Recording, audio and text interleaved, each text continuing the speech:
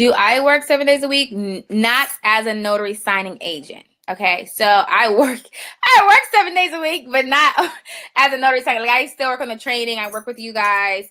I do other things, but no. So like I stop Monday through Friday is my signings.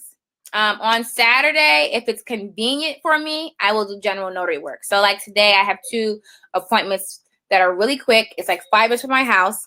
I can just shoot up there, come back, shoot up there, come back. I'll do those. I'm not going 30 minutes, 20 minutes out the way on a weekend. I don't work notary work on the weekends unless it's convenient for me. Like it's really close to where I am. Or if they want to come to me, like I'm at a restaurant or if I'm at a place and they say, oh, and I say, oh, you can come here. I do that a lot. So especially on the weekends, if someone calls me, I'm at like a play place with my kids, something like that. I tell them I'm here, you can come here. And they usually will come there. Let's see. On Amazon. Amazon's where the book is. It's also on the website, notarytonotary.com. It links you to Amazon. So notarytonotary.com is where my book is, and you can also get it off Amazon. When you purchase the NNA E&O insurance, is it just for 1 year? You can buy it for as many years as you want. You can just renew it every year, or you can get, I think it goes up to 4 years. It depends on however much you want to do it.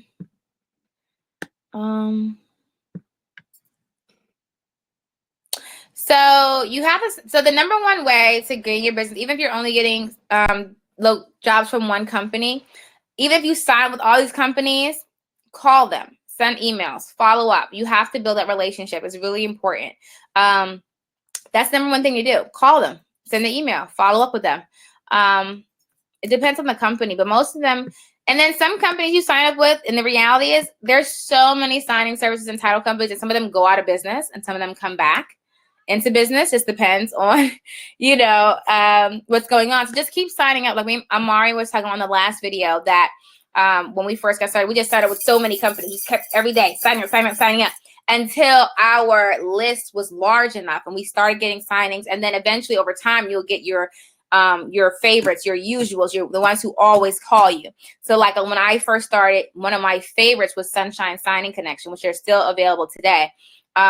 I worked with them all the time. That was my number one. They knew me by name. They're like, hey, Vanessa. I'm like, hey. Like, that's what I mean when it's build relationships. Like, we would have conversations and talk. I remember when I talked to one of the schedulers, I was about to have my baby. I was like, oh, I had a job, a signing. And I was like, oh, I have to get back. I'm actually in labor. Got to go to the hospital. And, the whole like, oh, my God. Everybody's like, we're so happy for you. You can hear right in the background. But that's because I built that relationship with them, even though they're in California. It's just like you really have to be personable and just be nice and just, try to make yourself memorable with them, which don't force it. Let it come naturally, but just build relationships. You don't want it to be a number.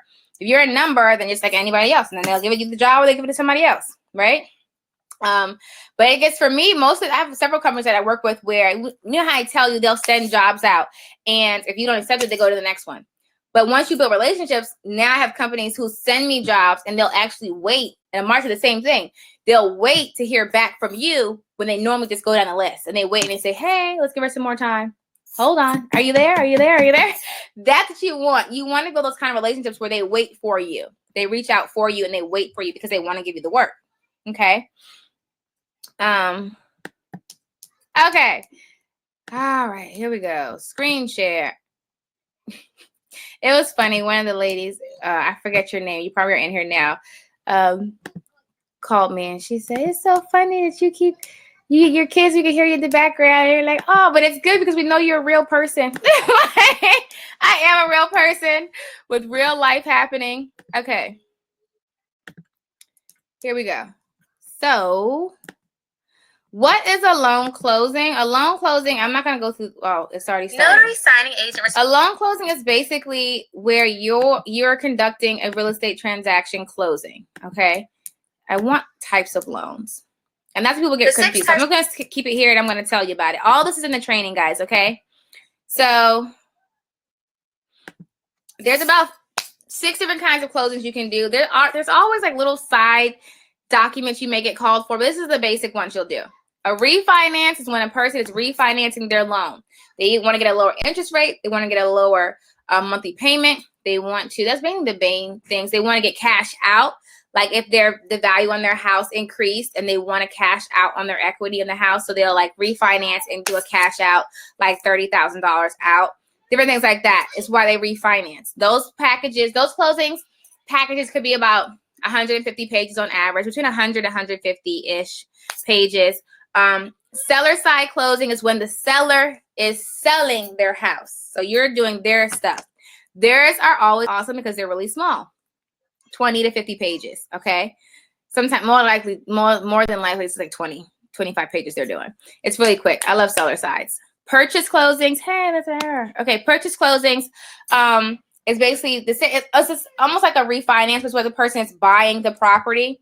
Same thing, about 150 pages, but these closings usually have fax backs or scan backs requirements.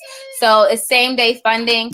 They need you to do the closing and then scan or fax for the documents so they have a copy of it now and then before you ship it off. Okay, so just know that most purchase closings have scan backs and fax backs. And then with that in mind, you do not have to get a fax machine, just scan it back. Everyone expects scans anyway, but you can fax if you already have a fax. If you don't have a fax, do not buy one, just scan it, okay? Reverse mortgages is a big one because for some reason, there's a lot of companies that are offering really low prices for reverse mortgages. And I think they're just banking on people not knowing what it's worth. But I have a reverse mortgage coming up, an application that I charge $150 for. Reason being, the packages are like 200 pages. So even though it's an application, most applications are not that much. A reverse mortgage is a larger package. And not only that, you're signing with the elderly, and the elderly sign slower more times than not because they usually sign in cursive and they sign their full name on top of them signing slower in general. So where it normally takes me between 15 and 30 minutes to do a closing, it takes me about an hour to do a reverse mortgage. So I charge more for that, especially for the closing because the package is bigger. Okay. So reverse mortgage, you definitely charge more for reverse mortgages, okay? A HELOC is a home equity line of credit. And those are awesome too because they're usually really small, like 30 pages, 50 at the most, really quick in and out kind of thing.